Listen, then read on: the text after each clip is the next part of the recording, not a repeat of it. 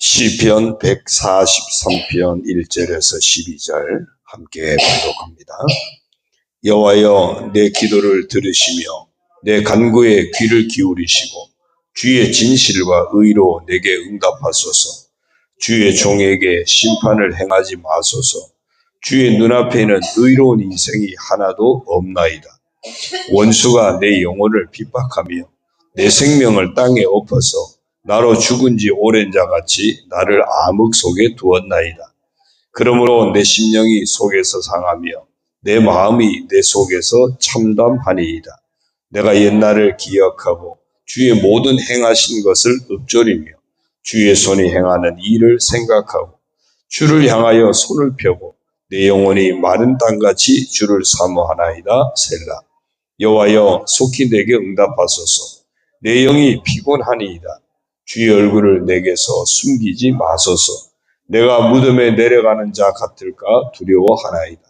아침에 나로 하여금 주의 인자한 말씀을 듣게 하소서. 내가 주를 의뢰함이니이다. 내가 다닐 길을 알게 하소서. 내가 내 영혼을 주께 드림이니이다. 여호와여, 나를 내 원수들에게서 건지소서. 내가 주께 피하여 숨었나이다. 주는 나의 하나님이시니 나를 가르쳐 주의 뜻을 행하게 하소서. 주의 영은 선하시니 나를 공평한 땅에 인도하소서. 여호와여, 주의 이름을 위하여 나를 살리시고 주의 의로 내 영혼을 환난에서 끌어내소서. 주인자하심으로 나의 원수들을 끊으시고 내 영혼을 괴롭게 하는 자를 다 멸하소서. 나는 주의 종이니이다. 아멘. 할렐루야. 오늘도 주님과 함께 하시는 복된 하루가 되시길 주의 이름으로 축원합니다. 오늘 정체성 선포 성경 읽기는 예레미야 27장부터 29장까지 말씀입니다. 그 중에 29장 20절에 보니까 이렇게 말씀합니다. 그런즉 내가 예루살렘에서 바벨론으로 보낸 너희 모든 포로여, 여호와의 말씀을 들을지어다. 예루살렘 멸망하면서 바벨론으로 포로로 끌려갑니다. 하나님 백성이 하나님 앞에 예배하던 성전도 잃어버리고 하나님 허락하셨던 땅도 잃어버리고 이제 바벨론에 끌려가서 포로 생활을 하게 됐으니 얼마나 참담하겠습니까? 근데 하나님 말씀하세요. 비록 너희가 그렇지만 너희는 여호와의 말씀을 들을지어다. 그렇게 말씀합니다. 우리가 인생을 살아가면서 여러 가지 상황에 처할 수 있습니다. 우리가 원치 않는 곳에 있을 수 있습니다. 그러나 우리가 어디에 있든지 놓치지 말아야 할 것이 있다면 그것은 바로 하나님의 말씀을 듣는 겁니다. 어디에 있든지 어떤 상황이 있든지 어떤 환경에 있든지 우리가 놓치지 말아야 할 것은 하나님의 말씀을 듣는 겁니다. 그래서 이렇게 한번 고백하겠습니다. 따라합니다. 나는 어디에 있든지 하나님의 말씀을 들어야 할 사람이다. 오늘 하루도 여러분 어디 있든지 하나님 말씀을 듣고 행하시기를 주의 이름으로 축원합니다. 제가 어제 새벽에 7절을 계속 11절이라고 2번씩이나 했더라고요. 혹시 왜 11절 그랬지? 예, 그렇게 들으셨어요? 예, 요즘 그렇습니다. 집에 갔더니 집사람이 자기가 잘못 들었는지 제가 잘못 말한 건지 한번 좀 밴드 영상을 들어보라 그래가지고 가끔은 저 사람이 잘못 들을 때도 있거든요. 그래서 들었더니 어제는 제가 왜 그랬을지 11절은 잊지도 않은데 그것도 2번씩이나 아무 생각 없이 11절이라 그랬더라고요. 죄송합니다. 헷갈리게 해서 가끔 그렇더라도 용서하시고 이해하시고 그렇게 해주시면 고맙겠습니다. 오늘 시편 143편 성경에 보면 특히 시편에 보면은 여러 가지 주제들이 있다 그랬죠. 우리가 140편부터 142편까지는 비탄시라고 그랬는데 또 참회 시의 주제를 가진 그런 시들도 여러 편이 있습니다. 그 중에 이 시편 143편도 참회 시로 분류가 됩니다. 아마도 그 2절이 근거가 되지 않을까 싶습니다. 주의 종에게 심판을 행하지 마소서. 주의 눈앞에는 의로운 인생이 하나도 없나이다. 지금 악인들로부터 심각한 박해를 받는 그런 상황에서 다윗은 먼저 자신을 돌아보았다는 겁니다. 먼저 자신의 죄인됨을 고백하면서 용서하시는 하나님을 믿는 믿음을 바탕으로 해서 하나님 앞에 정말 나를 건져달라고 간구하고 있는. 그래서 시편 143편에는 전체적으로 쭉 보면 하나님을 향한 다윗의 믿음의 고백들이 곳곳에 이렇게 숨겨져 있고 그 믿음의 고백들이 곳곳에서 표현되고 있는 것을 보게 됩니다. 악한 자들로부터 심각하게 박해받는 이 상황에서 다윗이 기댈 것은 하나님이죠. 그래서 그 하나님을 기댈 때 내가 중심이 아니겠죠. 나를 도와주실 하나님이 중심이에요. 그래서 그 하나님이 어떤 분인지 고백하고 그 하나님을 기대하면서 하나님 앞에 기도하는 거예요. 그래서 오늘 이 시편 143편에서는 특별히 이런 다윗의 믿음의 고백들을 중심으로 한번 찾아보려고 합니다. 먼저 1절을 보면요. 여호와여 내 기도를 들으시며 내 간구의 귀를 기울이시고 주의 진실과 의로 내게 응답하소서. 하나님 앞에 자신의 지금 상황을 가지고 기도하고 있습니다. 간절히 구하고 있습니다. 그러면서 하나님의 응답을 간절히 호소하고 있습니다. 6절에 보면 주를 향하여 손을 펴고 내 영혼이 마른 땅같이 주를 사모하나이다. 내 영혼이 지금 바싹 마른 땅같이 아주 기근이 심해서 땅이 쩍쩍 갈라지고 물을 그렇게 갈급해야 하는 내 영혼이 그런 상황이라는 겁니다. 그러니 그만큼 하나님의 은혜의 응답을 간구하고 갈급해하고 있는 내 영혼이 그런 모습으로 하나님의 응답을 절대적으로 기대하고 바라고 있는 그런 간구의 모습입니다. 이유는 분명하죠. 지금 다윗이 자신이 겪고 있는 고난의 상황 때문입니다. 2절에서요. 주의 종에게 심판을 행하지 마소서. 심판이라는 표현 속에 지금 겪고 있는 고난이 얼마나 큰지를 우리가 느낄 수 있지 않겠습니까? 그냥 조금 힘든 걸 가지고 우리가 심판이라 그래요. 조금 힘든 거 가지고 아이고 내가 벌 받나 보다 그러나요? 그렇지 않잖아요. 뭔가 정말 어려운 일 당할 때, 정말 힘든 일 당할 때 내가 뭘 잘못했지? 내가 벌 받는 건가? 그때 그런 이야기 하잖아요. 그러니까 다윗이 지금 심판이라고 표현할 정도면 엄청나지 고통 속에 처했다는 겁니다. 3절, 4절도 보면요. 원수가 내 영혼을 핍박하며 내 생명을 땅에 엎어서 나로 죽은 지 오랜 자같이 나를 암흑 속에 가두었나이다. 그러므로 내 심령이 속에서 상하며 내 마음이 속에서 참담하니이다. 이 또한 지금 다윗이 겪고 있는 고난의 상황을 짐작하게 하는 그런 말씀입니다. 7절도요. 여호와여 속히 내게 응답하소서. 내 영이 피곤하니이다. 주의 얼굴을 내게서 숨기지 마소서. 내가 무덤에 내려가는 자 같을까 두려워하나이다. 무덤에 내려가는 자. 거의 정말 죽을 것 같은 그런 상황. 이게 지금 다윗이 겪고 있는 고난의 상황입니다. 9절은요. 여호와여 나를 내 원수들에게서 건지소서. 내가 주께 피하여 숨었나이다. 온갖 원수들이 지금 나를 둘러싸고 협박하고 위협하고 있다는 거죠. 12절을 보면요. 주의 인자하심으로 나의 원수들을 끊으시고 내 영혼을 괴롭게 하는 자를 다 멸하소서.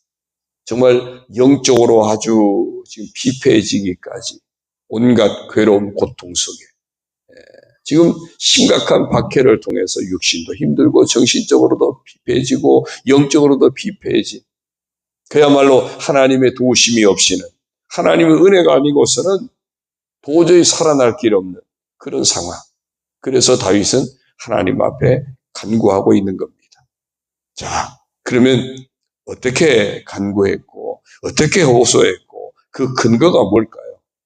이제 2절을 보면 이제 그 근거는 하나님을 향한 믿음의 고백입니다. 자, 그것을 한번 쭉 찾아봅니다. 2절을 보면요. 주의 종에게 심판을 행하지 마소서. 주의 눈앞에는 의로운 인생이 하나도 없나이다.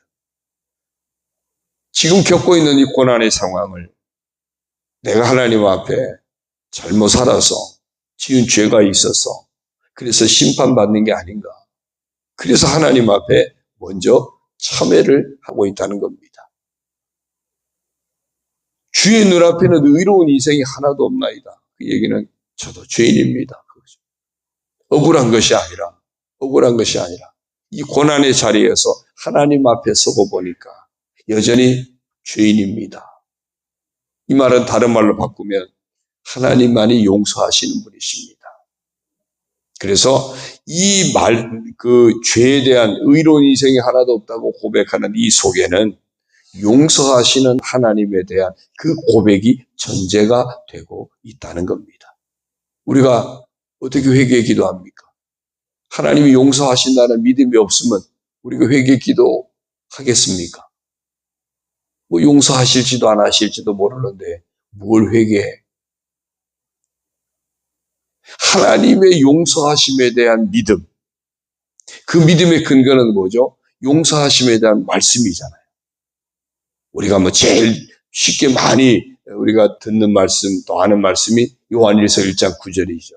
만일 우리가 우리 죄를 자백하면 그는 미쁘시고 의로우사 우리 죄를 사하시며 모든 불의에서 우리를 깨끗게 하실 것이라. 우리가 자백하면 하나님 용서하시는 분이시지. 말씀을 통해서 우리가 회개하면 하나님 용서하신다고 하는 그 믿음이 있는 사람, 그 사람이 늘 회개의 기회를 놓치지 않습니다. 참회의 삶을 살아갑니다. 지금 다윗은 이 고난의 자리에서 먼저 자신의 죄를 돌아보고 이 죄를 하나님 앞에 지금 자백하는 이유가 나를 용서하시는 하나님에 대한 그 믿음이 전제가 되고 있다는 겁니다. 우리가 늘 가져야 될 믿음이 뭐예요? 우리를 용서하시는 하나님. 인자와 긍휼이 무궁하시다 그랬잖아요. 예레미야서에 보면은 인자와 긍휼이 무궁하시다 그랬어요. 그래서 우리가 그 인자와 긍휼이 무궁하신 하나님, 용서하신 하나님을 믿기에 그 근거는 십자가이기도 합니다. 결정체죠. 예수 그리스도를 통해서 십자가 은혜를 통해서 우리를 용서하신, 우리를 구원하시는 아주 결정체입니다. 우리가 십자가를 바라보면서 또 주신 약속의 말씀을 우리가 붙들면서 날마다 용서하신 하나님 앞에 나와서 우리의 모든 삶을 내려놓고 참회하는 삶, 회개하는 삶을 놓치지 않기를 주의 이름으로 축원합니다. 그 다음에 또 다윗의 믿음을 보는 것이 5절입니다. 내가 옛날을 기억하고 주의 모든 행하신 것을 읊조리며 주의 손이 행하는 일을 생각하고 그랬어요. 내 삶을 지금까지 삶을 돌아본 겁니다. 돌아보니까 결론이 뭐냐면 하나님께서 오늘 여기까지 나를 인도하셨네. 하나님께서 오늘 나를 여기까지 도우셨네. 많은 아픔과 어려움들이 있었지만 그 하나님이 오늘 여기까지 나를 인도하시면서 모든 것을 합력하여 선이 되게 하셨네.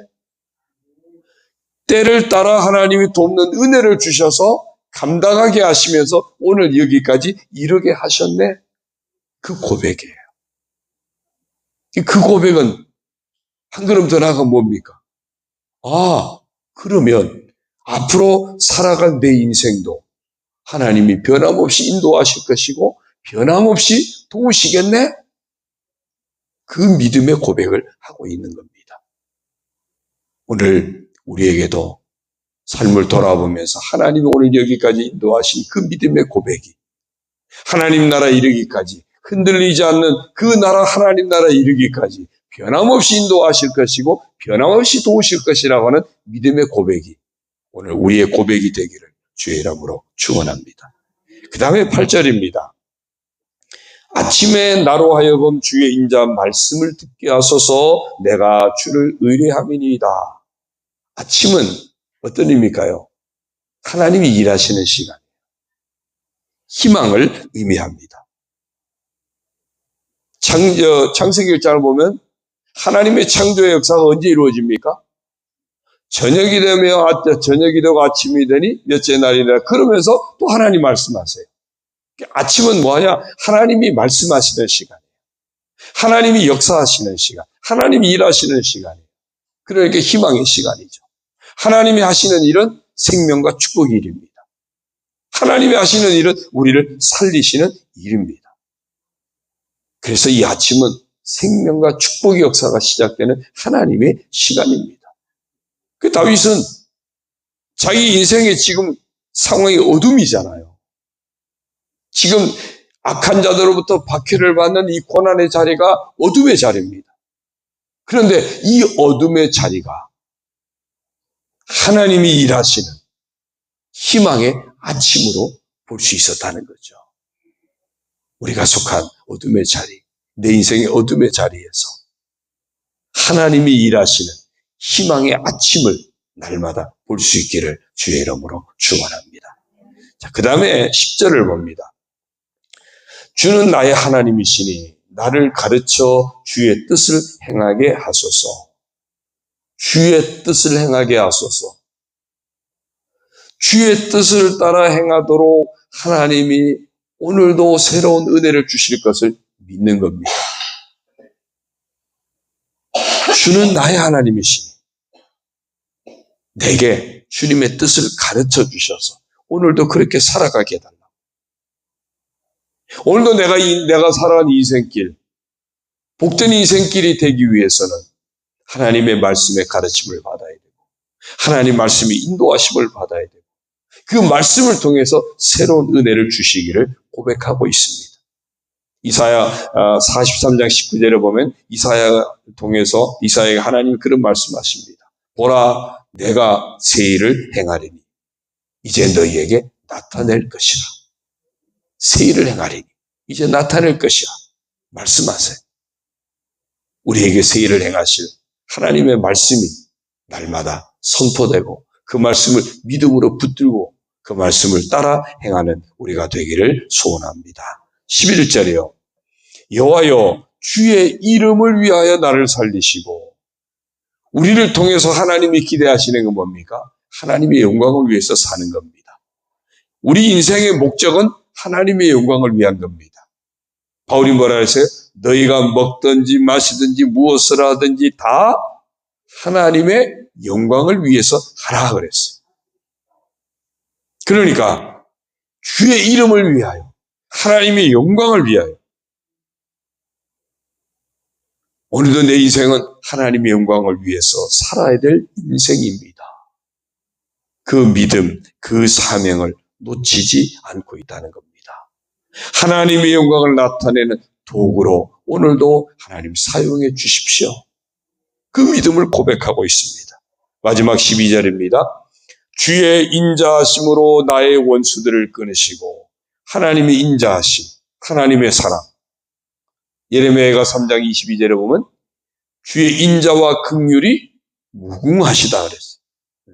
3장 23절인가요? 인자와 긍휼이 무궁하심으로 아침마다 이것이 새롭다 그랬어요.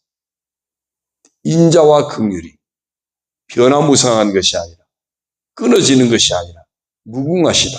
하나님의 인자하심은, 하나님의 사랑은 변함없는 영원한 사랑, 크고 놀라운 사랑. 하늘을 두루마리 삼고 바다를 먹물 삼아도 다 기록할 수 없는 그 하나님의 사랑, 그 사랑으로 우리를 돌보신다고 하는 이 믿음을 다윗은 놓치지 않았습니다. 그런 겁니다. 하나님 앞에 의인은 아무도 없습니다. 무슨 얘기죠? 저를 돌아보면 언제나 자격이 없습니다. 그렇죠? 우리는 무슨 자격이 있습니까? 우린 자격이 없는 인생입니다. 의인은 없나니 하나도 없다. 모든 사람이 죄를 보면서 하나님 영광에 이르지 못했다. 죄의 삭은 사망이다. 그렇습니다. 우리는 누구도 하나님 앞에 자격 있는 인생은 아무도 없습니다. 제가 40여 년 목회했다고 제가 하나님 앞에 무슨 자격이 있겠습니까? 자격이 있는 인생은 아무도 없습니다. 그런데 오늘도 내가 이곳에 존재하고 있습니다. 그 이야기는 은혜로 살고 있다, 그 증거입니다. 자격 없는 인생인데 지금까지도 어떻게 살았지? 은혜로 사는 인생이구나. 그렇다면 날마다 은혜 베푸시는 하나님을 향한 그 믿음을 바탕으로 해서 우리의 신앙생활도 지켜내시고 우리의 모든 삶을 감당해내시는, 정말 하나님을 믿는 사람답게 어디서든지 말을 하고 행동을 하고 삶을 감당해내는, 항상 믿음의 고백이 바탕이 되어져서 그 믿음의 고백의 바탕 위에서 하나님을 기뻐하시는 아름다운 삶을 살아내는 우리 모두가 되기를 주의 이름으로 축원합니다. 특별히 그곳이 악한 자로부터 박해를 받는 자리를 할지라도, 혹시 그곳이 정말 내가 원치 않는, 마치 포로 생활에 이끌려간 것 같은 원치 않는 그런 삶의 자리에 있다 할지라도 그곳에서 하나님의 말씀을 듣고 그 말씀을 따라 은혜를 힘입어서 믿음으로 행하는 우리 모두가 되기를 주의 이름으로 축원합니다. 기도드립니다. 하나님 아버지, 고맙습니다.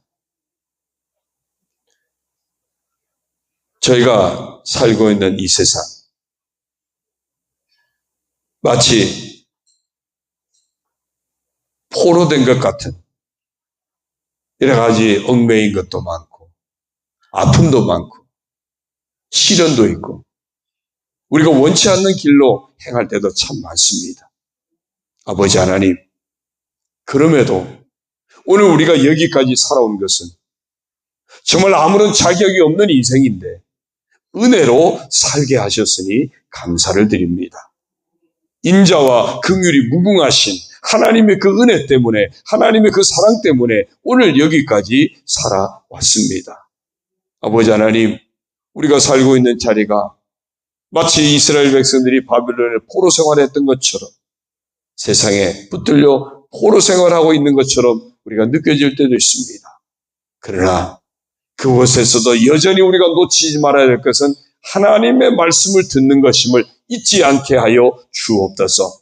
여전히 살아계신 하나님, 흔들리지 않는 그 날을 예비하시고 우리에게 허락하시고 그 하나님을 향한 믿음의 고백을 놓치지 않게 하여 주시고 그 믿음으로 말하게 하시고 믿음으로 행동하게 하시고 믿음으로 살아가는 저희들 되게 하여 주옵소서. 그래서 우리는 자격이 없어서 아무것도 감당할 수 없지만 여전히 일하시고 여전히 역사하시는, 여전히 우리에게 아침을 맞게 하시는 그 하나님을 의지하고 하나님 은혜로 헤쳐나가는, 하나님 은혜로 감당해내는, 하나님의 은혜로 이긴 자의 자리에 설 수 있는, 하나님의 은혜로 헤쳐나가서 마침내 흔들리지 않는 그 나라에까지 이르는 저희들 다 되게 하여 주옵소서. 아버지 하나님, 오늘도 여전히 저희들이 세상 속에서 살아갑니다. 여전히 세상은 녹록지 않습니다. 많은 아픔들도 있습니다. 어려움들도 있습니다. 원치 않는 그런 일들도 기다리고 있습니다. 그러나 분명한 것은 하나님이 함께 하심을 믿습니다. 하나님 우리에게 은혜 베푸심을 믿습니다. 변치 않으시는 그 하나님의 사랑의 역사하심을 믿습니다. 그 하나님을 믿고 그 하나님 은혜 안에서 행하여서 그 하나님 말씀 붙들고 행하여서 모두가 다 이기는 자가 되게 하여 주옵소서. 우리 주 예수 그리스도로 말미암아 반드시 이기게 하시는 하나님의 은혜 안에 붙들리는 저희들 모두가 되게 하여 주옵소서. 그 안에서 강건하게 하여 주시고 그 안에서 평안함을 누리게 하여 주시고 그 안에서 정말 안식을 누리게 하여 주시고 그 안에서 승리하게 하시고 그 안에서 형통하는 우리 온 성도들이 되고 가정이 되고 자녀가 되고 우리 교회가 되도록 축복하여 주옵소서. 이 한날에 우리의 모든 삶을 위탁합니다. 주 안에서 복되고 아름다운 귀한 한날 되게 하여 주옵소서. 간구하는 성도들 응답하시고 예비하신 하나님의 은혜로 충만하게 채워 주옵소서. 예수님의 이름으로 감사하며 축복하며 기도드리옵나이다. 아멘. 하늘에 계신 우리 아버지, 아버지의 이름을 거룩하게 하시고 아버지의 나라가 오게 하시며 아버지의 뜻이 하늘에서와 같이 땅에서도 이루어지게 하소서. 오늘 우리에게 일용할 양식을 주시고 우리가 우리에게 잘못한 사람을 용서하여 준 것 같이 우리 죄를 용서하여 주시고 우리를 시험에 빠지지 않게 하시고 악에서 구하소서. 나라와 권능과 영광이 영원히 아버지의 것입니다. 아멘.